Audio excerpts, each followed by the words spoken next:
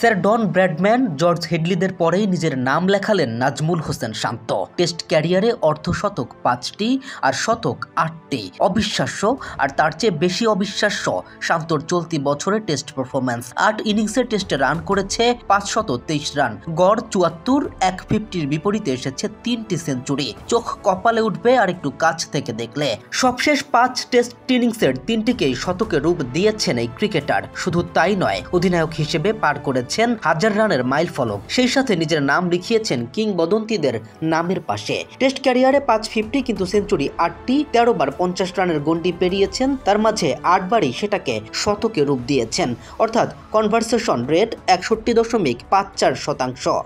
অন্তত ২০০০ রান করা ব্যাটারদের মাঝে শান্তর সামনে কেবল উইন্ডিজের জর্জ হেডলি, যার কনভার্সন রেট ৬৬.৬৬%, এবং অস্ট্রেলিয়ান কিংবদন্তি স্যার ডন ব্র্যাডম্যান, যার কনভার্সন রেট ৬৯.০৫%। অধিনায়ক শান্তর দুর্দান্ত শতক, দুর্দান্ত রূপে তার ফিরে আসা। হাতে যখন কাপ্তানির দায়িত্ব থাকে, শান্ত যেন থাকে ভিন্ন এক ক্যারেক্টারে। সময়কালে দলের সবচেয়ে নির্ভরযোগ্য পারফর্মার হয়ে যান, সেই সাথে কাপ্তানিটাও সামলে নেন। চলুন দেখি অধিনায়ক হিসেবে ব্যাটারের ক্যারিয়ার নামা। ৩৮টি টেস্ট ম্যাচের ৭১ ইনিংসে মোট ২২৮৯ রান করেছেন এই ব্যাটার। ৩৩ গড়ে ৫টি অর্ধশতক ও ৮টি শতকে এই কীর্তি গড়েন তিনি। এতক্ষণ পর্যন্ত এই পরিসংখ্যান খুব সাধারণ লাগলেও চমকে উঠবেন অধিনায়ক শান্তর পারফরম্যান্সে। ১৫ ম্যাচে ২৭ ইনিংসে ১০০০ রান পার করেছেন বাংলাদেশ অধিনায়ক। ৩৮-এর বেশি গড়, ৪ শতক ও ২ অর্ধশতকে কীর্তি তার। এ সময় ১০৯টি ৪ ও ১৪টি ছক্কা হাঁকান তিনি। তফাৎটা চোখে পড়ার মতো না? পুরুষ আঘাত পেলে দ্বিগুণ শক্ত হয়ে ফিরে আসে, কথাটা যেন পরিপূর্ণতা পায় এখানেও।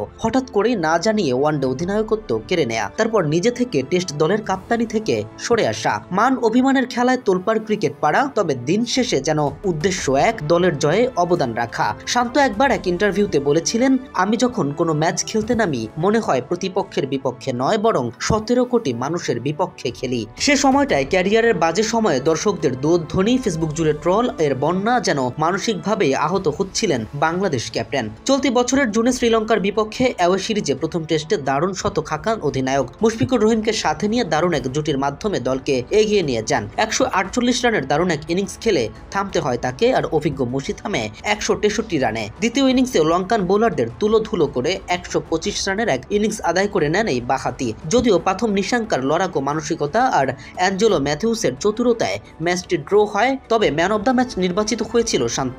যদিও প্রথম নিশাঙ্কার বিরুদ্ধে দ্বিতীয় ম্যাচে জিতে নেয় স্বাগতিকরা, ফলে সিরিজ পরাজিত হতে হয় লাল সবুজের প্রতিনিধিদের। আর সিরিজ শেষে টেস্টের কাপ্তানির দায়িত্ব থেকে সরে আসেন এই বাঁহাতি। তবে সময় গড়িয়েছে, দল যোগ্য ক্যাপ্টেন খুঁজেছে, কিন্তু সবচেয়ে যোগ্য বলে ফের শান্তর কাঁধেই দায়িত্ব এসেছে। কে এম রাফিন, খেলার পাতা।